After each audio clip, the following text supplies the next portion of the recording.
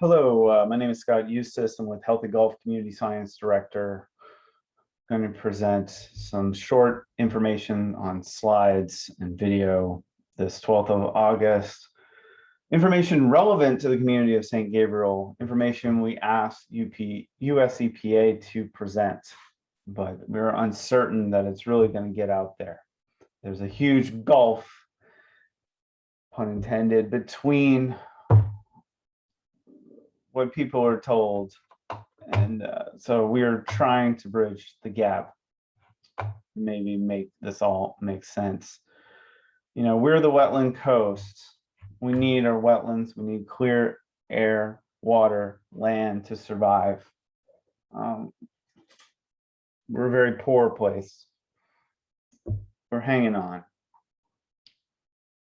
We are abundant in natural resources and burdened with foreign entities polluting our air. These entities are nationally important. This is the US EPA 2018 flight data with a map showing who's changing the climate, CF Industries being the largest. As far as ethylene oxide goes, FGLA, Formosa would be off the chart for climate emissions, and Dow in Taft and Dow, Louisiana and Plaquemine are also in the top 20 climate changers for the state of Louisiana. We know that cancer happens from environmental pollution. Many of the people we work with are burdened with different health impacts, up to and including cancer. This is the Tulane Environmental Law Clinic's slide, just regressing the EPA native data on the horizontal axis, cancer incidence, who's getting cancer on the vertical axis from the tumor registry. And there is a relationship. You don't have dots in the lower right-hand side of the graph. And that relationship, if you wanted to predict where cancer was going to happen and where cancer risk is going to happen, you can predict it by the percent Black in the demographic data. And you can predict it by the percent poverty rate by block group. This is all by block group. The maps I'm going to show are block groups in the US Census. So we know that, you know, if you live in an area that is largely African American, if you live in an area that's largely poor, you're at risk of getting cancer, and in fact, you are getting cancer. You're at risk of getting cancer from pollution, I should say, because this is the NATA data. So with that as the context, what are we seeing? Near Cast Iron Cafe, Highway 74, St. Gabriel, the block group in that area? Well, we can look at the ethylene oxide information that's permitted by LDEQ.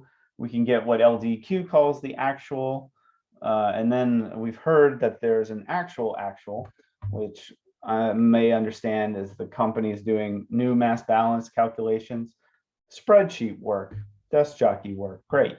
So the actual is often lower.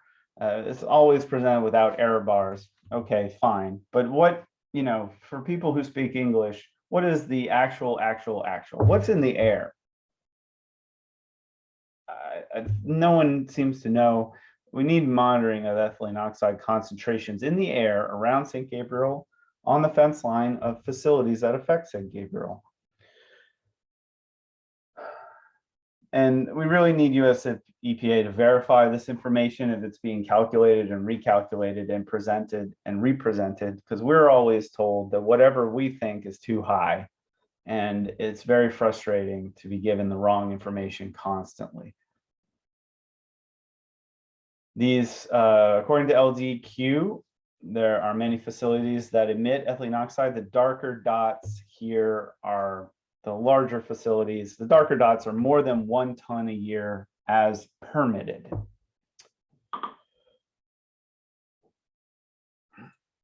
Here is a map of 7 yeah, 7 facilities were missing Shell Geismar for what's considered the absolute acceptable floor ceiling. I'm confused, but there shouldn't be this kind of risk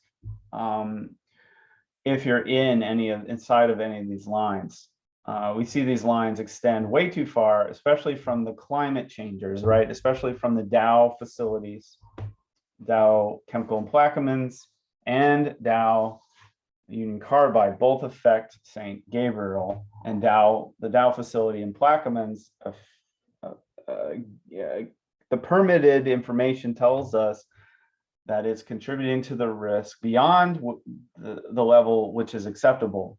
Even if you shut down Tamanco and shut down BCP to 0, the Dow facility alone gives us too much risk. And so what's the cumulative impact of this? What's the cumulative risk? We've asked for that. That's the common sense question. How are people being affected? If you have lungs in Louisiana, what do you experience? And so we want that information in these presentations. Again, this is just a focus. So we're not including the Shintech facility and not including the Tylos facility in these maps because they're just too small. They don't have any dark dots on this map I'm showing you now. But just these 3 facilities, for if you live on Highway 74, if you live in St. Gabriel, each one by itself is permitted to emit too much by itself. BCP, Tamanco, and Dow Chemical and Plaquemine. If you live your life, if you have a small business, like a grocery store, like a restaurant, things we want in Louisiana, the risk is unacceptable for 3 facilities, from 3 facilities.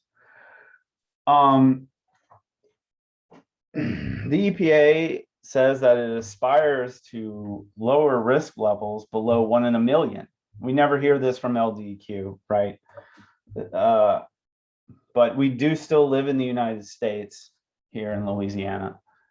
And if that is true, if USEPA aspires to lower risk to this level, then it shouldn't permit the FGLA facility for the sake of St. Gabriel, because it would contribute risk above the 1 in 1 million level to St. Gabriel, as well as to everyone in the surrounding area.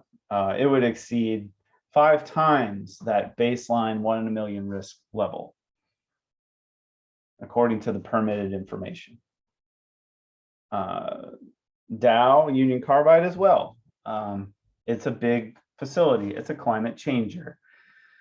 Its effect reaches St. Gabriel at the 1 in 1 million level, around the 10 times level. 10 times that 1 in 1 million risk at individualized unit risk 0.005. So, a facility like this, if we care about St. Gabriel, we should have fence line monitoring, because it could be a problem, and we won't know whether it's a problem unless there's actual measurements of what's actually in the air. And if we say we aspire to this 1 in a million risk level, we should mean it.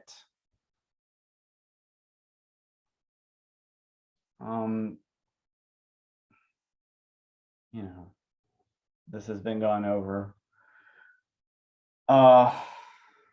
These are just practices.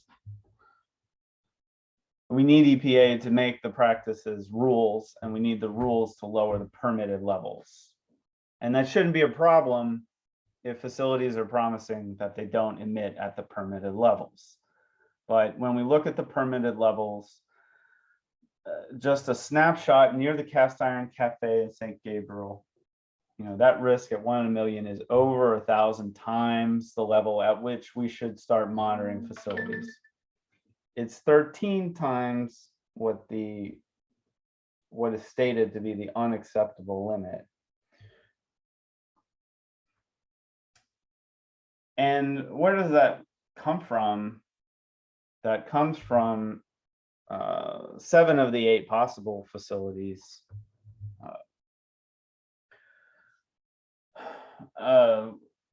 When we look at the risk coming from TAM and Co. BCP, it's 1 to 5 times the level,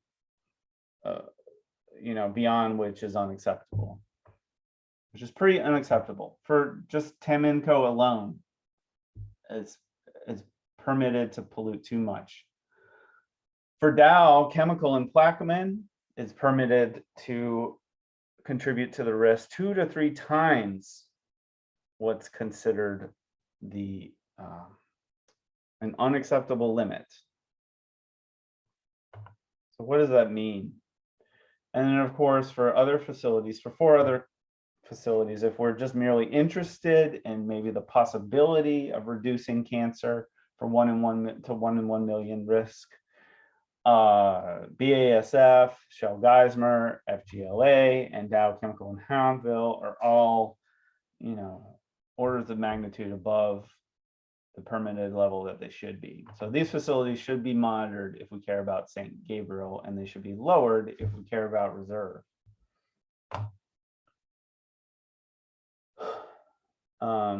Yeah, just considering St. Gabriel, we have 3 facilities where the permitted limits should be lowered. We have 4 other facilities that should be monitored, one of which isn't built yet. So it really should just be reevaluated in light of the risk that we have, the cancer incidence that we have. And we know that this environmental risk leads to cancer, especially in poor Black Louisiana. That's what's most predictive of where cancer happens, where the environmental risk is high and where Black groups are disparately poor and more Black than the parish level. So in those areas that I have in the maps, USEPA must conduct health surveys, because we already are seeing people show up in the cancer ward. So we want health surveys in St. Gabriel, because it is one of these Black groups, for lymphoma, leukemia, and breast cancer symptoms of ethylene oxide.